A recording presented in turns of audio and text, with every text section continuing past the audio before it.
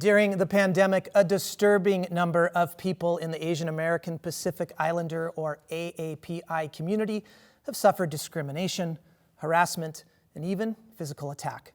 How is Las Vegas's AAPI community coping? That's this week on Nevada Week.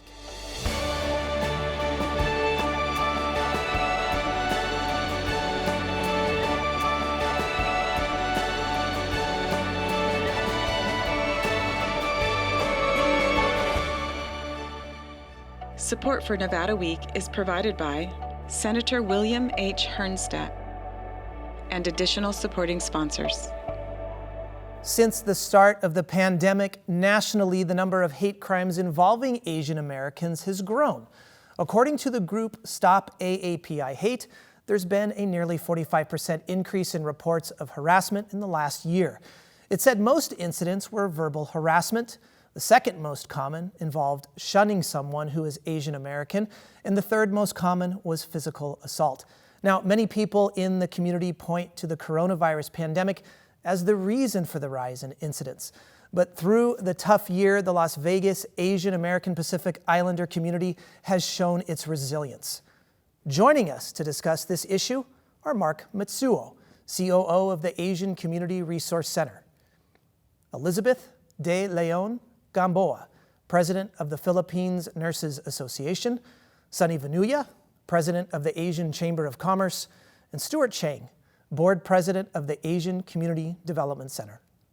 Well, thank you so much for being here to our viewers, and thank you so much for taking the time to be with us here and talking about this very important issue.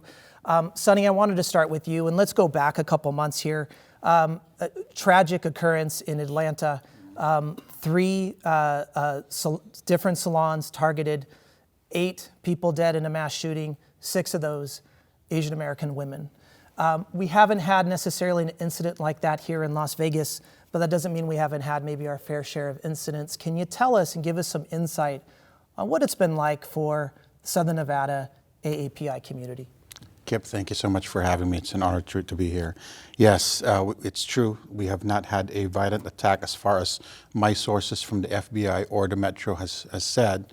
However, it's still different because we don't know if there's been any reported or non-reported crimes out there. That's one of the issues that we have. Asians don't usually report crimes that way. But you're absolutely right. There's a lot of increase in shunning, bad behavior like spitting, and a lot of hurtful statements, which sometimes I'm sure being so involved in this community, being such good contributors in this community, especially in the medical industry and education industry, it's hard to take when they know that we've got people who are taking care of their loved ones, and yet we're getting this. Yeah, you mentioned the medical industry, and Lisa, I want to go to you. Let's talk about the healthcare industry here. Of course, you're very much engaged in this population. What are you seeing? What are you hearing? Right now, when I have been talking to my friends and my colleagues in the nursing profession, physically, we have not had any attacks from my sources. However, there are like verbal abuse. My husband, actually, who is a nurse, has experienced it, that one of the patients said, "I don't want any Filipino nurses taking care of me." And on that specific day, there were no other nurses but Filipinos. But even with that, they still had to take care of the patient, regardless of the feelings that they had, regardless the verbal abuse that they've experienced. You give us some insight in, the verbal abuse, you take something like that home to your family, and you're dealing with COVID, so a heightened situation all the way around.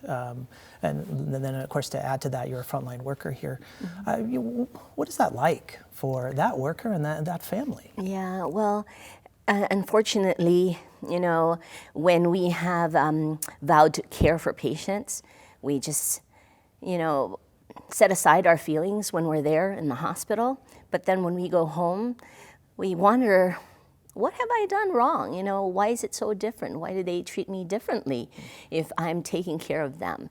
And then, of course, that gives us a feeling of heaviness and sadness and anxiety. So what is it going to be like the next day? Is it going to happen again? Yeah. So in the back of our minds, we feel like, oh, why are we subjected to that type of verbal abuse when we're here to take care of the patients, regardless any race, whether they're white, black, or Asians. You know, we treat them all fairly. And specific to the Filipino nurses here, when you're dealing with something that might be a racial word or slur that's thrown at you, are those kinds of things being reported in the hospital system? Usually, they talk about it. They talk to their supervisors. That's how we normally do it, through the chain of command. But then, sometimes we just shrug it off and, just carry on with our work. However, there is an NRS that actually says that if there is assault and battery, we are protected as healthcare workers. But for verbal abuse, normally, we just carry on with our job. And Stuart, I want to talk to you about that. So Lisa mentioned this one policy that we have that protects healthcare workers here. But what's the knowledge base here, especially in the AAPI community, of knowing that those laws and those protections exist? Sure, and that's a huge barrier for the API community, that they don't have a good knowledge base. And in fact, language access is one of the primary barriers to gaining that knowledge, that they should be able to report, that there are laws there to protect them. So if you're talking nationwide, based off of the 2010 census numbers, 34% of the AAPI community is what is called limited English proficient, which means that they cannot speak English at a very well level. And in a more recent poll that was done by the Pew Research Group, they found that in particular those who are foreign born, so those who are immigrants, 43% of them self-identify as being less than proficient in English. So if there is that language barrier and most of the laws are in English, then that is going to be a key factor of underreporting, as Sunny had mentioned, that people are not going to know to call, or if they do call, they cannot communicate with the law enforcement officials. And so that is why, hopefully, one of the things that ACDC is trying to do is to build a language bank, to build language access for the community, so we can bridge those language divides between the community and law enforcement or other access to justice. And Mark, I wanted to come to you. These divides are so important, and just for context, I wanted to mention, AAPI community, we're talking 50 different ethnicities, correct, over 100 different forms of language. So finding a way for translation services or to be able to put some of these materials into multiple languages is a challenge in itself. How do you overcome that? Well, actually, it's just being out in the community, grassroots effort. I agree with Stuart wholly. You have to understand as well, a lot of these AAPIs come from a country where they're not so trusting of the police. There's a lot of corruption. So it becomes a barrier where I don't know if I want to report that to the police, because what are they gonna do to me, right? Is the police force corrupted? So we've been working a lot with Metro as well to try and educate our community, educate not only our community, but we need to educate Metro. And that's something Sunny and I have been working on as well, is to educate Metro on what the different ethnicities, how they react to different things, what they're kind of going through, so that they know how to handle the situation a little bit better and report things a little bit better. Yeah. If I could add, so Please. Another barrier as well is that there is a significant portion of the AAPI community that is undocumented. So they equate law enforcement also with immigration, and that they could possibly be deported. So the statistics there are about 14% of the undocumented population is actually AAPI, which is generally not something that we think of when we think of the AAPI community. Yeah, that's a great point. Correct. And Kip, if I can add to that as well. Please, Sunny. Yes. Here's the issue. I mean, there are some people that say, hey, you're coming to this country, you're immigrating here, learn English. It's easier said than done. When you first, it's hard to learn a language. We all know that.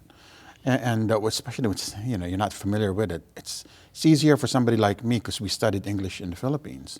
But it's not true for every country. And so coming here, remember, they have to also work. They work 8-9 hours a day. They still have their family, they have their obligations. Some nurses work 2 jobs. And they'll try their best to learn English, but it's not that fast. It doesn't work. And then in the business world, there's a lot of people that missed out on a lot of different opportunities only because of the language. Yeah. So, Lisa, I wanted to ask you, let's go back to the healthcare community here, and let's highlight one of the successes here, right? There are a lot of Filipino nurses that we have here in Southern Nevada, right? That is something that your association has made sure that we don't have any gaps there, which is a very important thing, particularly when we were confronting a pandemic. But of course, that came before the pandemic, which is one of the reasons why we were so supported there. The transition for those Filipino nurses to come to this country and work, how easy of a transition has that been? The language barrier is just one of, I would imagine, multiple barriers here. Yes, it's actually very difficult, transitioning, because I myself, immigrated from the Philippines, and coming here, I didn't have local experience, so that's what they were asking for. But even before that, I had to take my RN boards in the Philippines, then I had to take that CGFNS and the TOEFL, and then the NCLEX. So we have to go through hoops, for any foreign-trained nurse has to go through all those testings before they can get a license to practice. So it can be really very difficult. So, but, with the help of some of our Filipino nurses that have been here prior to us coming in, they kind of take us under their wings and help us through, Stuart, I wanted to come to you again. Let's talk about some of these unreported hate crimes that have been going on, even if it is potentially just a verbal assault here. It seems like when we're looking at some of the data and the increases we've had in some of these incidences, those are reported. Might be the tip of a much larger iceberg that is this swath of individuals here in Southern Nevada that are going unreported. What are some of the other barriers other than language that we've already talked about here? Well, one of them is actually the proving of the racial animus as well. So we have a lot of new laws coming out. For instance, the National COVID Hate Crimes Act, COVID-19 Hate Crimes Act that President Biden signed, which basically it mandates the DOJ to expedite review of these COVID-related hate crimes. And then it's also one of the other arms of this is it's supposed to facilitate access to justice for victims, so to hopefully increase reporting and such. And so what a lot of that will need, though, is a sink of resources. But the question is, well, so even though there's a sink of resources in reporting and such and into law enforcement, what is the barriers to prove the racial animus? That unless there is, say, a racial slur that's there, you won't get the hate crimes augmentation. For instance, we saw that horrific incident in New York where a Filipino woman was attacked by an African-American man. Well, so one of the problems with increasing law enforcement is, well, that is also going to increase scrutiny of certain communities that are already over-policed as well. So if we are sinking more resources into law enforcement, that may also create the same problem, that it is we're going to police more people that are traditionally policed rather than actually looking at the underlying problem, which is really white supremacy, which goes hand in hand with.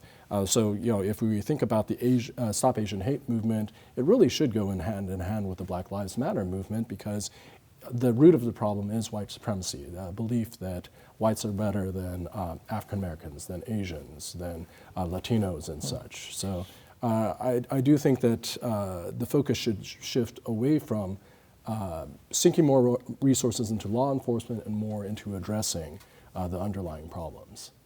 Underlying problems, root causes. Sonny, let me go to you here. Let's talk specifically about the business community. Of course, you're a leader at one of the local chambers. We have multiple chambers here. Yes. And to Stuart's point, coalition building here, partnering with the BLM, partnering potentially with the urban chamber. What kind of work are the chambers doing here? Oh yeah, we partner with them a lot. So we work very well with the Latin Chamber, the Urban Chamber. Of course, our main focus is to provide resources for our business owners, especially during the pandemic, and we did that very well. We were able to give out our own grant money from the county to help support them. We were able to find resources for them, such as the PPP loans, other grants from both the state, county as well. to help them really afloat. And we've done some, what do you call this? We help them out as far as legislation is concerned and some of the causes that they have that really affect the businesses. And now we're trying to help them find more workforce. That's one of the issues that we have. Now, I do want to say, when the pandemic first started, our Asian restaurants, specifically Chinese restaurants, were experiencing larger declines in businesses versus the mainstream restaurants. A lot of that had to do with, of course, people didn't want to come to Chinese restaurants. And I was very appreciative of some of our leaders here that have really reached out to us and said, you know what, meet me at a Chinese restaurant. I'll show people that I'm not scared to go. And that helped. That really helped out a lot. So. And I mean, great that our local leaders have done that. We do have a lot of public leaders that were using terms like the Kung flu, the China flu, things like that. Mark, I wanted to talk to you. Impact on public response here locally to those, whether those are national leaders, or local leaders. What has it been like? Well, we've heard from the community. It impacted them quite a bit. It brought out more racism to me by using this language. It didn't help the community, and it's unfortunate because regardless of what Asian ethnicity you are, they all pointed to, well, you're Chinese, and so therefore you brought the virus. So we've had a lot of issues like that. We've had a teacher actually, they just got back into class, and four of her students were 5th or 6th graders, said, you need to go back to your country. And so she was shocked. She didn't know what to do. Yeah.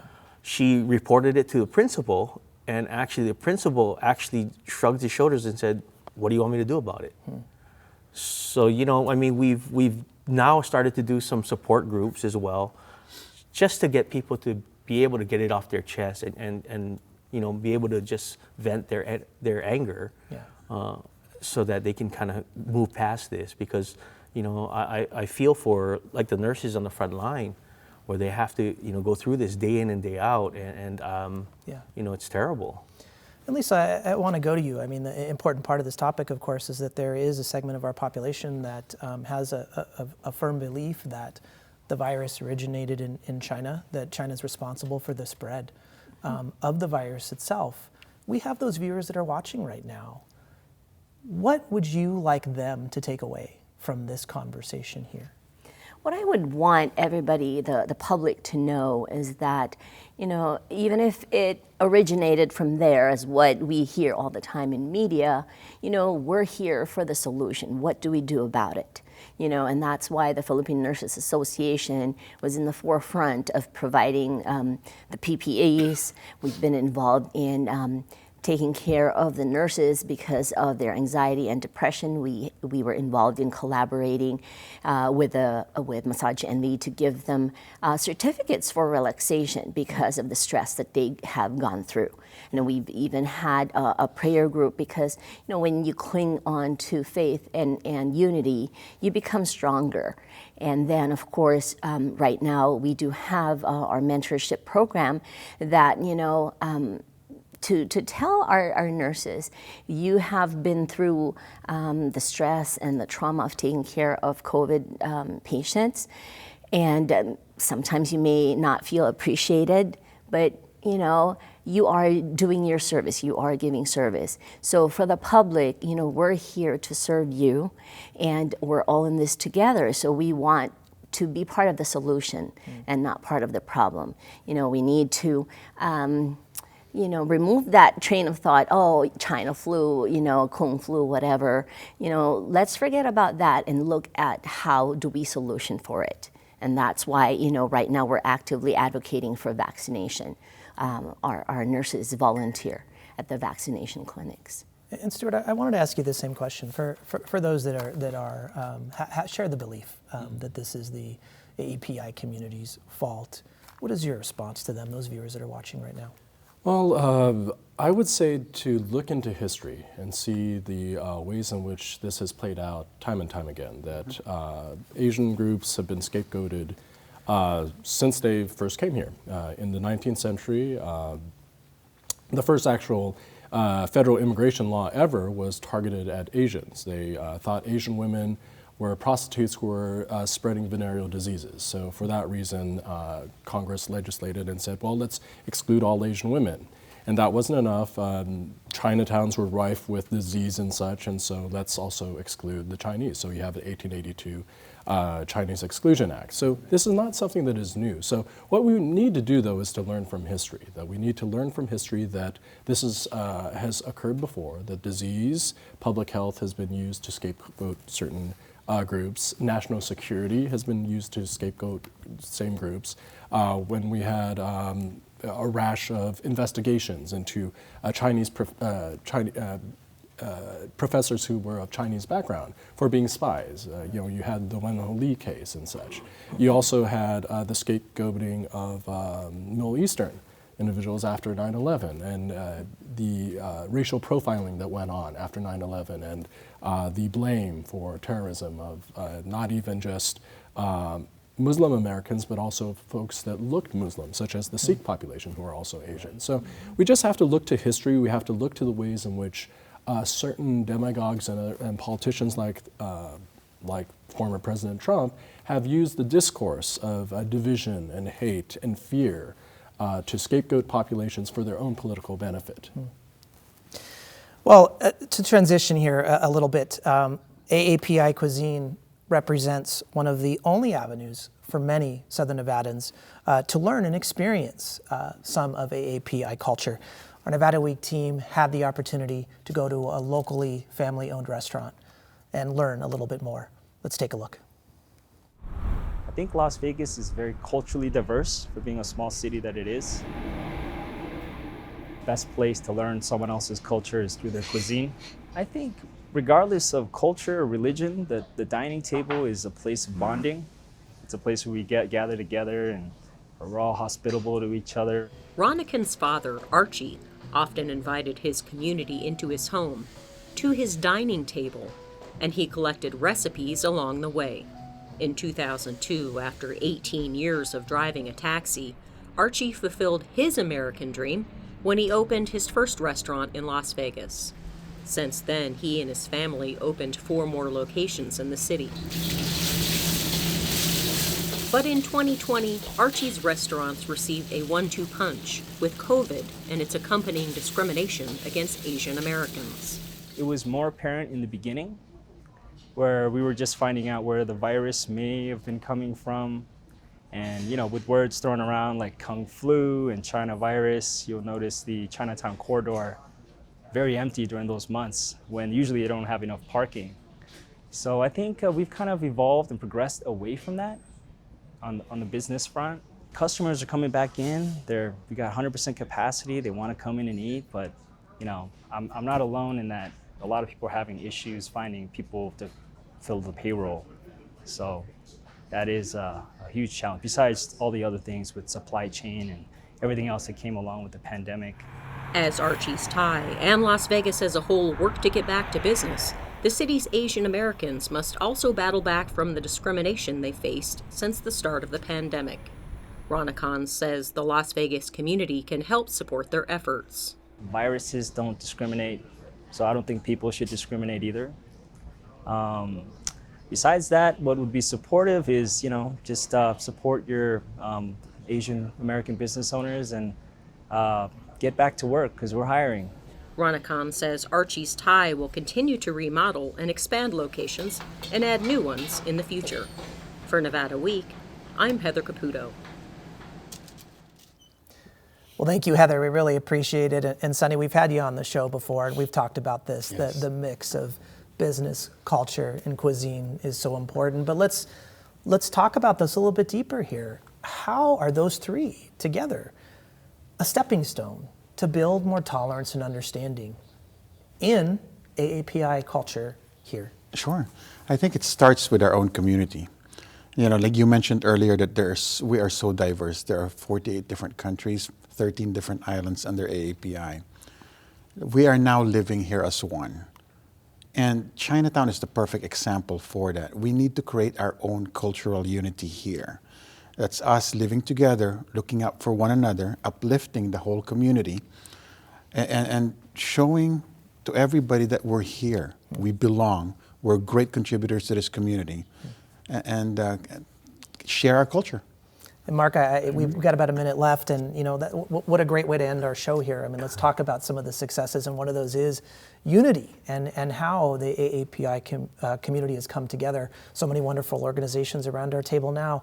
Tell us a little bit about that. Well, yeah, we love to collaborate with other organizations, as Sunny says, and we work closely with the Asian Chamber.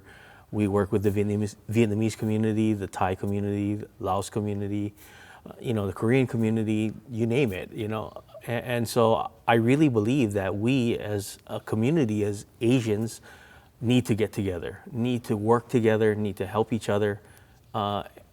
It's for a long time we've been separated in our own little silos, doing our own little things, but we really need to start working together. Well, thank you so much. We really, really appreciate this conversation. Thank you. Thank you. And thank you, as always, for joining us this week on Nevada Week. Now, for any of the resources discussed on this show, visit our website at vegaspbs.org/Nevada-Week.